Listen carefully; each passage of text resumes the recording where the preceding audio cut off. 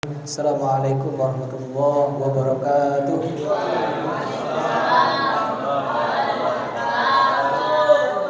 Alhamdulillah, salatu wassalamu ala rasulillah, wala hawla wala quwwata illa billah. Asyhadu an la ilaha illallah wahdahu la syarikalah, wa asyhadu anna Muhammadan abduhu wa rasuluhu, amma ba'du. Hadirin jamaah salat Isya dan tarawih yang dimuliakan Allah Subhanahu wa taala. Segala puji bagi Allah Subhanahu wa taala. Alhamdulillah, sampai dengan hari yang ke-23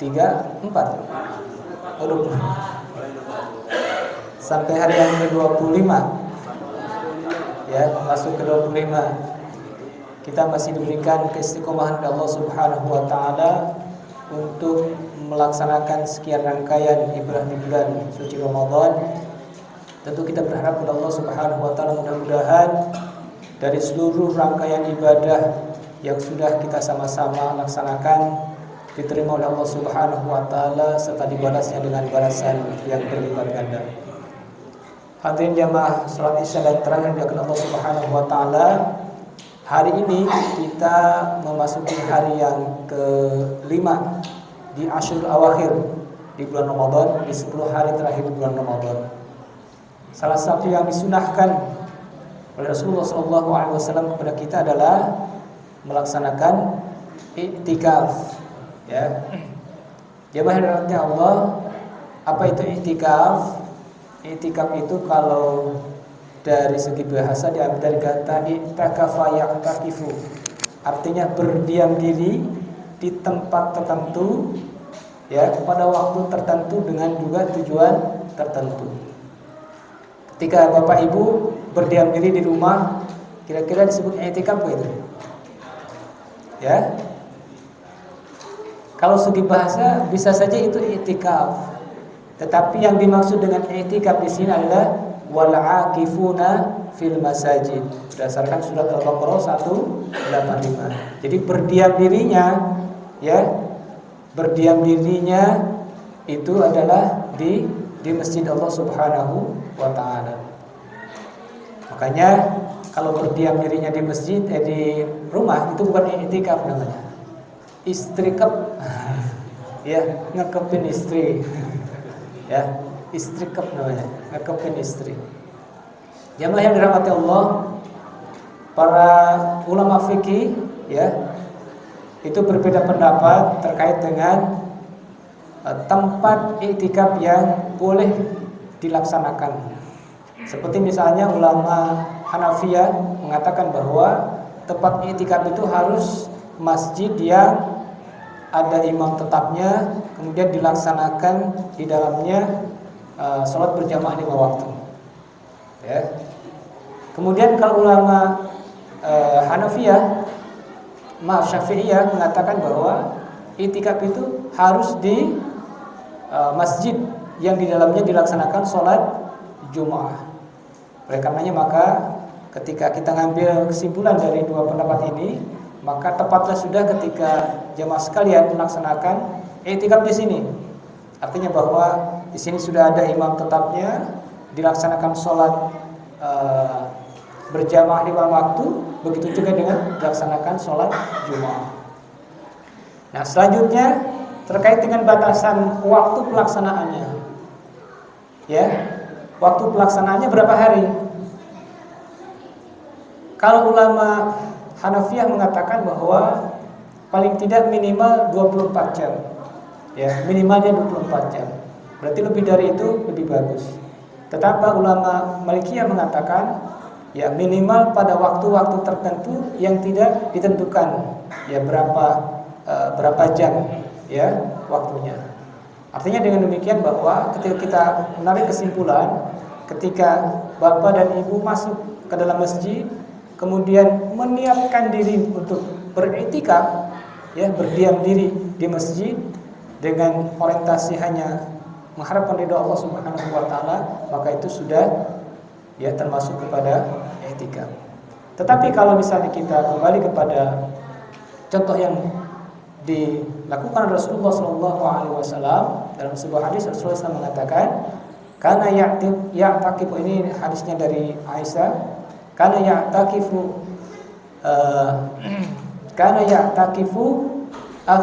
ashr awakhir min Ramadan hatta yatawaffahu Allah. Rasulullah SAW itu beriktikaf di ashrul awakhir, di 10 hari terakhir bulan Ramadan, hatta yatawaffahu Allah, sehingga sampai Allah mewafatkan beliau. Artinya bahwa itikaf ini adalah satu amalan yang dilakukan Rasulullah SAW sampai Allah Subhanahu wa taala mewafatkan beliau. Ya. Kemudian tsumma takafa zaujatahu ba'dahu. Kemudian beriktikaf, dilanjutkan iktikaf ini oleh para istrinya. Artinya bahwa perempuan pun juga boleh untuk melaksanakan iktikaf. Nah, berdasarkan hadis ini maka iktikaf menjadi sunnah yang harus kemudian kita laksanakan. Dan Rasulullah SAW melaksanakannya 10 hari. Ya, 10 hari. Nah, jamaah yang dirahmati Allah Subhanahu wa taala, kalau berbicara masalah bagaimana hukumnya, kalau kembali ke ulama fikih, ya, ketika mengatakan bahwa ini bagian dari sunnah, maka sudah barang tentu seperti yang kita ketahui, ketika itu dilaksanakan mendapat pahala, ketika tidak apa-apa. Tetapi kalau menurut para ulama muhaditsin, ya, maka iktikaf menjadi satu keharusan yang harus dilakukan. Misalnya Allah Subhanahu wa taala di dalam surat Al-Imran ayat 31 mengatakan, kata Allah, "Qul", sampaikan, katakanlah wahai Muhammad, "in kuntum tuhibbunallaha fattabi'uni." Ketika kalian cinta kepada Allah, fattabi'uni, ikuti aku, kata Rasul. Apa yang harus diikuti? Ya sunnah-sunnah Rasulullah SAW. Di antaranya adalah ketika masuk Ramadan, masuk 10 hari terakhir bulan Ramadan, wal akifuna fil masajid, hendaklah kita beriktikaf. Ketika itu yang kita lakukan, yuhibbukumullah, Allah pun akan cinta kepada kita.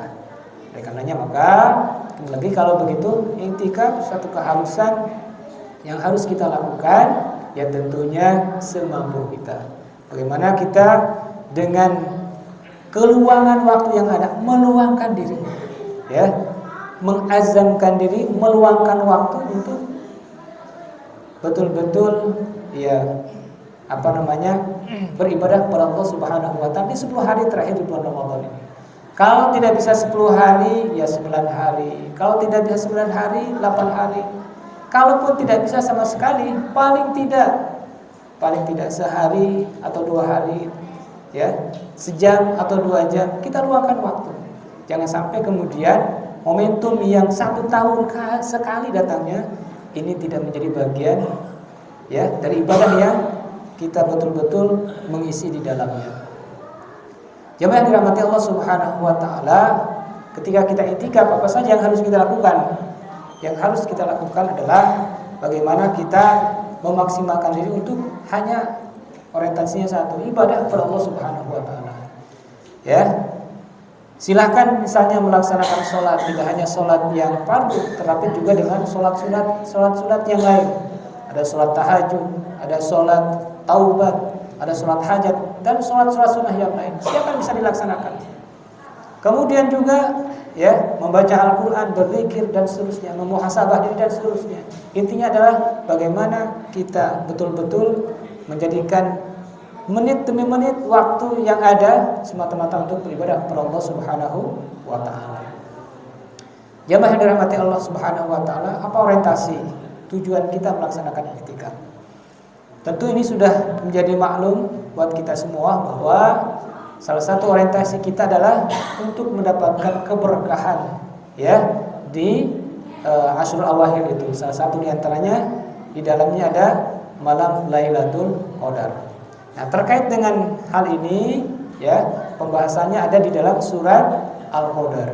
Surat Al-Qadar itu surat ke-97.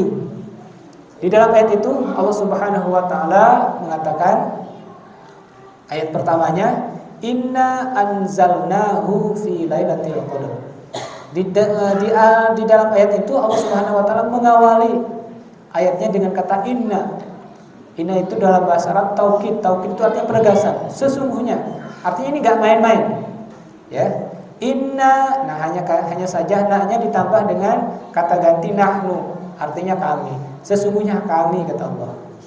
Nah, para ulama mufassir ada yang mengatakan bahwa kalau misalnya Quraisyah mengatakan ketika ada kata ganti nahnu, ya, itu artinya Allah Subhanahu wa taala melakukannya tidak sendiri, tetapi menyertakan makhluk-makhluk yang lainnya. Tetapi kebanyakan mufassir bahwa na di situ artinya li ta'zim, untuk menunjukkan keagungan Allah Subhanahu wa taala. Jadi inna anzalna. Nah, di dalam surat Al-Qadar itu ada 3 bentuk kata ya yang menggunakan kalimat yang hampir sama. Yang pertama adalah anzala, ada nazala, ada tanazzala. Ya, ini artinya berbeda-beda. Kalau anzala turun langsung sekaligus. Kalau nazala itu turun biasa. Ya. Kalau tanazzala turun berduyun-duyun. Nah, kembali lagi ayat itu Allah mengatakan inna anzalna, sesungguhnya kami, kata Allah, anzalna, menurunkan hu-nya itu kembali kepada Al-Qur'an. Jadi sesungguhnya Allah menurunkan Al-Qur'an. Nah, menurut tafsir Ibnu Katsir mengatakan bahwa peristiwa itu terjadi Allah menurunkan Al-Qur'an jumlatan wahidah, satu mushaf secara utuh. Dari mana? Dari Lauhil Mahfuz ke Baitul Izzah di Sama'i Dunya. Ya, jumlatan wahidah, satu mushaf secara utuh. Kapan itu dilaksanakan atau kapan itu dilakukan? Fi Lailatul Qadar, pada malam Al-Qadar. Nah, yang jadi pertanyaannya adalah kenapa ketika dari Baitul Izzah ke bumi atau disampaikan ke Rasulullah SAW itu tidak langsung satu mushaf sekaligus, ya, tetapi kenapa berangsur-angsur? Nah, salah satu di antaranya adalah bahwa dengan turunnya Al-Quran diangsur-angsur, di antaranya adalah untuk mempermudah dihafal, mempermudah dikaji, mempermudah dipelajari, ya, sehingga jamaah dirahmati Allah Subhanahu wa taala. Dulu generasi Al-Quran pertama, ya, ketika sahabat Rasulullah SAW belajar Al-Quran kepada Rasulullah SAW, 1 ayat, 2 ayat misalnya, sebelum dipahami, dimengerti sekaligus Al-Quran itu dibumikan dalam kenyataan sehari-harinya, ya, maka mereka tidak kembali kepada Rasulullah SAW untuk belajar ayat yang berikutnya. Nah, berbeda dengan generasi Quran sekarang, ya, kita dijejeli kadang-kadang dengan disiplin ilmu yang begitu banyak, tetapi aktualnya, ya kita belum melaksanakannya, sehingga kualitasnya pun berbeda, ya, kualitasnya berbeda. Nah, kembali lagi ke ayat tadi. Jadi Allah menurunkan Al-Quran jumlatan wahidah, satu mushaf secara utuh, ya, itu fi Lailatul Qadar, pada malam Al-Qadar. Nah, apa yang disebut dengan Al-Qadar? Paling tidak ada 3 makna Al-Qadar. Yang pertama maknanya adalah Al-Barokah, ya. Apa itu Al-Barokah? Di dalam kamus masjid dikatakan barokah itu artinya ziyadatul khair ala khairin, bertambahnya satu kebaikan menjadi kebaikan yang banyak. Apa yang menjadi kebaikan Al-Qadar itu? Nah, tentu ayat berikutnya mengatakan Lailatul Qadri khairun min alfi syahr. Malam Al-Qadar itu nilainya lebih baik dari 1000 bulan. 1000 bulan itu kalau ditahunkan itu kurang lebih 84 bulan, 84 tahun 4 bulan. 84 tahun 4 bulan. Coba. Ya, kebaikannya melebihi usia biologisnya manusia. Kata Rasul, usia umat Muhammad itu ma baina sitin wa sab'in, antara 60 sampai dengan 70 tahun. Itu usia umat Muhammad. Tetapi ada satu hari, ya, yang itu turunnya hanya 1 tahun sekali, yang nilai kebaikannya melebihi usia biologis manusia, 84 tahun 4 bulan. Saya yakin jamaah yang hadir hari ini saja nggak ada yang sampai 84 tahun, ya, nggak ada itu. Ya, nah oleh karena itulah maka tentu momentum ini harus menjadi momentum yang bagaimana kita memanfaatkannya semaksimal mungkin. Artinya apa? Mumpung kita masih dipertemukan, ya dengan Asyurul Awakhir di bulan Ramadan. Ya, karena bisa saja hari ini kita bisa duduk seperti ini, barangkali tahun yang akan datang belum tentu kita bisa melaksanakan ya seperti ini. Barangkali Allah Subhanahu wa taala sudah memanggil duluan. Dan terbukti tahun kemarin barangkali masih ada saudara-saudara kita di sini, tetapi hari ini sudah tidak ada. Oleh karenanya maka kesempatan ini hanya 1 tahun 1 kali datangnya. Oleh karenanya silakan selama hayat masih di kandung badan kita maksimalkan. Paling tidak kita luangkan, ya. Kita meluangkan diri, menyempatkan diri untuk betul-betul beribadah kepada Allah Subhanahu wa taala di Asyurul Awakhir itu. Mudah-mudahan Lailatul Qadar ini menjadi bagian buat kita sehingga betul-betul keberkahan itu juga ada di setiap individu kita. Karena Rasulullah SAW mengatakan sebaik-baiknya manusia itu apa kata Rasul? Khairun nas man tala umruhu. Sebaik-baiknya manusia itu adalah man tala umruhu, yang panjang usianya, wa hasuna amaluhu. Begitu juga baik amal perbuatannya. Tetapi sejelek-jeleknya manusia kata Rasul, man tala umruhu, umurnya panjang, tetapi sa'a amaluhu, perbuatannya tidak baik. Nah, ini Allah berikan kepada kita satu malam yang nilainya melebihi usia biologis manusia. Tentu amat disayangkan ketika momentum yang baik ini kemudian kita cuekan begitu saja atau lewat begitu saja. Jadi makna Al-Quran yang pertama adalah al-barakah. Kemudian makna yang kedua adalah at-takdir, ya. Nah, ternyata Allah Subhanahu wa taala mereview setiap takdir kita, ya, itu setiap tahun, ya, dan adanya pada Asyurul Awakhir di bulan Ramadan. Takdir apa saja yang direview oleh Allah Subhanahu wa taala? Pertama, takdir baik dan buruknya kita. Yang kedua, takdir rezekinya kita.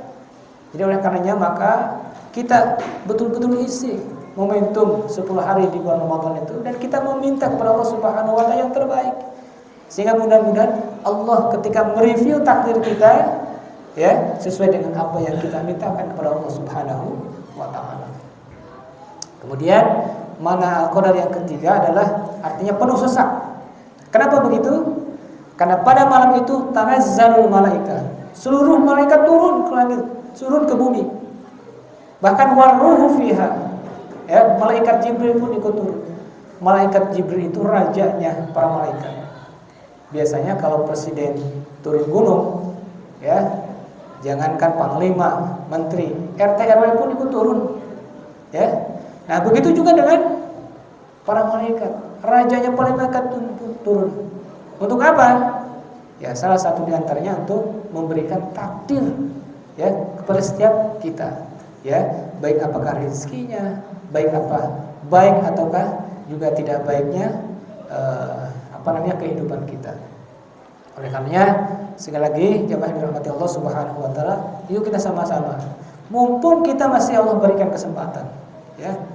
Kita manfaatkan kesempatan itu untuk meraih keberkahan-keberkahan yang Allah janjikan kepada kita. Kemudian yang berikutnya setelah Allah mengatakan inna anzalnahu fi lailatul qadar. Ayat berikutnya wa ma adraka ma lailatul qadar. Tahukah kalian apa itu Al-Qadar? Jadi seakan-akan Allah ingin menegaskan kembali, ya, dengan bentuk pertanyaan, ya, kepada kita supaya kita mengingat kembali Al-Qadar itu apa sih? Nah, penjelasannya baru Lailatul Qadri khairun min alfi syahrin. Ya, malam Al-Qadar itu lebih baik dari 1000 bulan. Ya. Lailatul Qadri khairun min alfi syahrin tanazzalul malaikah. Pada malam itu tanazzalu. Wah, ini kembali lagi ada kalimat nazala, ya, kemudian tanazzala kalau kalimat ini. Tanazzalul malaikah. Para malaikat turun ke bumi. Untuk apa? Tanazzalul malaikatu waruhu fiha biidni rabbihim min kulli amrin salam. Ya, untuk membereskan seluruh urusan manusia. Urusan apa tadi? Urusan takdir, ya, rezekinya. Urusan takdir baik dan buruknya, ya, manusia. Ya, termasuk juga, ya, para malaikat memberikan salamun, ya, ketenangan, kebahagiaan, kenyamanan, ya, kepada setiap kita. Sehingga para ulama mengatakan bahwa ketika kita beribadah di malam Lailatul Qadar, kemudian ada satu kenyamanan tersendiri ketika kita melaksanakan ibadah, misalnya ketika kita membaca Al-Qur'an, ya. Apakah yang kita baca ngerti ataukah tidak mengerti, tetapi ada satu kenikmatan tersendiri. Ya, begitu juga ketika misalnya kita melaksanakan sholat, ya, ada satu kenikmatan tersendiri. Ya, tidak hanya itu, begitu juga dengan kondisi, ya, situasi yang betul-betul bisa mendukung, ya, proses kenyamanan itu. Maka ketahuilah bahwa disitulah para malaikat memberikan salamun, ya, ketenangan, kenyamanan, ketentraman kepada kita. Dan disitulah Allah Subhanahu wa taala memberikan keberkahan Lailatul Qadar itu. Nah, sampai kapan itu? Hatta matla'il fajar, sampai dengan terbit fajar. Oleh karenanya, jamaah yang dirahmati Allah Subhanahu wa taala, melalui kultum singkat yang ini saya mengajak kepada jamaah sekalian, yuk, ya, kita sama-sama luangkan waktu. Mau kapan lagi? Ya, kalau bukan sekarang. Mumpung Allah Subhanahu wa taala masih memberikan kebaikan kepada kita semua. Kalaupun tidak bisa maksimal full, ya, ya, selang beberapa jam, 2 jam, 3 jam misalnya, ya, kita manfaatkan untuk betul-betul keberkahan itu, ya, menjadi bagian buat kita semua. Jangan sampai Ramadan lewat begitu saja, kemudian keberkahan itu tidak menjadi bagian buat kita. Ini saja sebagai kutub sikat, mudah-mudahan menjadi pengetahuan saya dan juga jamaah sekalian. Kebenaran semata-mata dari Allah, kebodohan dari saya pribadi. Wal afu minkum. Wassalamualaikum warahmatullahi wabarakatuh.